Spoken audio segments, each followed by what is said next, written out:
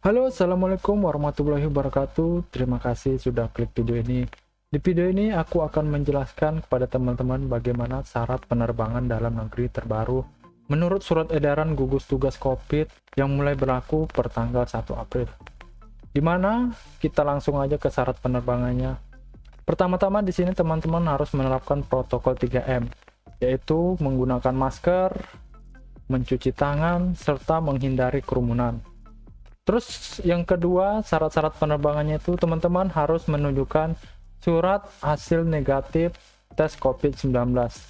Di mana tes COVID-19 ini ada 3 jenis. Yang pertama itu tes PCR, tes antigen, serta yang terbaru ini teman-teman bisa menggunakan tes Genos C19. Dari ketiga jenis tes ini, masing-masing mempunyai perbedaan masing-masing. Untuk yang pertama ini aku akan menjelaskan masa berlakunya. Untuk tes PCR ini, menurut surat edaran terbaru per tanggal 1 April ini, untuk tes PCR ini masa berlakunya 3 kali 24 jam ataupun 3 hari teman-teman ya. Yang kedua ini teman-teman bisa menggunakan tes antigen, di mana tes antigen ini masa berlakunya 2 kali 24 jam. Sedangkan untuk yang ketiga atau tes terbaru ini yaitu menggunakan tes Genos C19, itu masa berlakunya 1 hari atau 1 kali 24 jam. Seperti itu ya teman-teman. Untuk masalah biayanya sih paling mahal itu biasanya untuk tes PCR, dimana biayanya itu sekitar 900-an ribu ke atas. Seperti itu teman-teman. Tergantung seberapa cepat keluar hasil tesnya itu.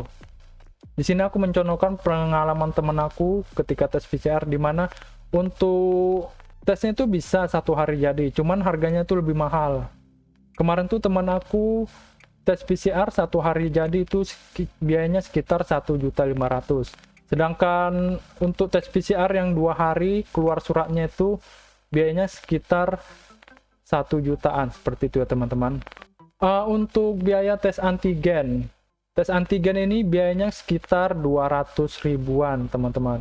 Di sini teman-teman bisa. Untuk tempat tes antigen ini, biasanya semua bandara menyediakan tempat untuk tes antigen ini sebelum teman-teman berangkat. Jadi setiap bandara biasanya udah menyediakan tempat untuk teman-teman melakukan tes antigen ini.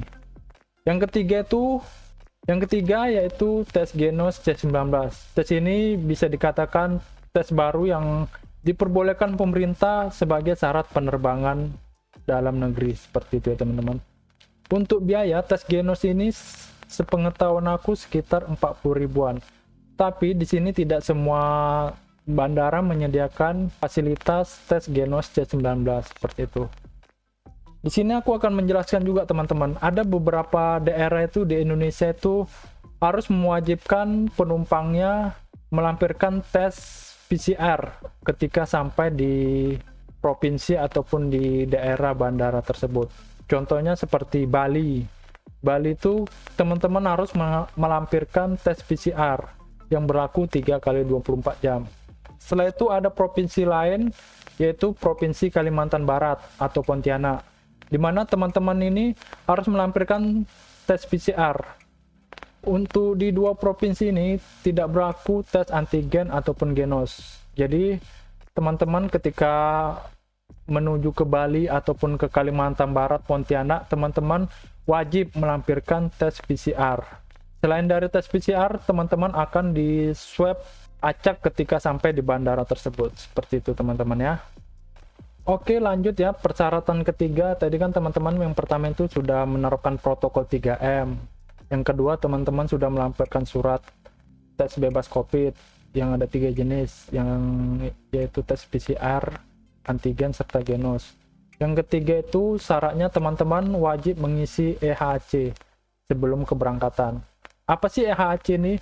EHC itu merupakan dokumen elektronik dari kantor kesehatan pelabuhan bandara, di mana teman-teman harus mengisi itu sebelum teman-teman pergi berangkat. Seperti itu. Dan ketika sampai di kedatangan, para petugas bandara itu akan memeriksa EHC itu. Jadi teman-teman yang baru pertama nih bepergian menggunakan pesawat di era pandemi ini, teman-teman bisa tanyakan aja langsung ke petugas bandara ataupun di petugas security bandaranya bagaimana cara-cara mengisi EHC. Biasa sih orang itu akan memberitahukan bagaimana cara mengisi EHC di bandara teman-teman. Oke, segitu aja video dari aku teman-teman. Apabila teman-teman ada pertanyaan lagi, silahkan tulis pertanyaan teman-teman di kolom komentar. Terima kasih sudah klik video ini. Apabila ada kesalahan ataupun keliru mengenai informasi yang saya berikan, mohon dikoreksi karena saya menyampaikannya sesuai dengan pengetahuan saya.